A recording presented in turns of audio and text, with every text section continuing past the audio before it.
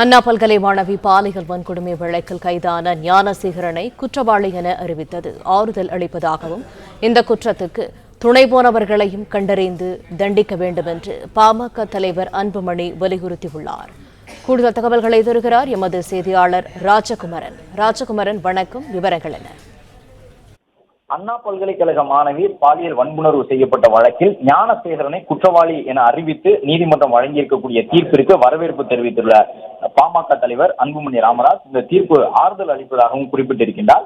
அதே நேரம் அண்ணா பல்கலைக்கழக மாணவி மட்டுமல்லாமல் மேலும் பல மாணவிகள் ஞானசேகரனால் பாதிக்கப்பட்டிருக்க வாய்ப்பு உண்டு என்று குறிப்பிட்டிருக்கக்கூடிய அவர் அதுபோன்ற வாய்ப்புகளையும் இந்த விசாரணை குழுவினர் கருத்தில் கொண்டிருக்க வேண்டும். ஆனால் ஞானசேகரனோடு அவர் செய்திருக்கக்கூடிய குற்றங்களில் மேலும் பலருக்கு தொடர்பு இருப்பதாக தொடர்ந்து எழுப்பப்பட்டு வரக்கூடிய அந்த குற்றச்சாட்டுகள் இந்த வழக்கில் விசாரணை அதிகாரிகளால் கருத்தில் கொள்ளப்படவில்லை எனவும், ஞானசேகரன் தண்டிக்கப்பட்டதால் மட்டுமே முழுமையான நீதி கிடைத்து விடவில்லை, அண்ணா பல்கலைக்கழக மாணவி உட்பட பல பெண்களை பாலியல் வன்கொடுமைக்கு உள்ளாக்கிய ஞானசேகரனுக்கு ஆதரவாகவும் துணையாகவும் இருந்தவர்கள் யார் என்பதை கண்டறிந்து அவர்களுக்கும் கடுமையான தண்டனை வழங்கப்பட வேண்டும் எனவும் அன்புமணி ராமதாஸ் குறிப்பிட்டிருக்கின்றார்.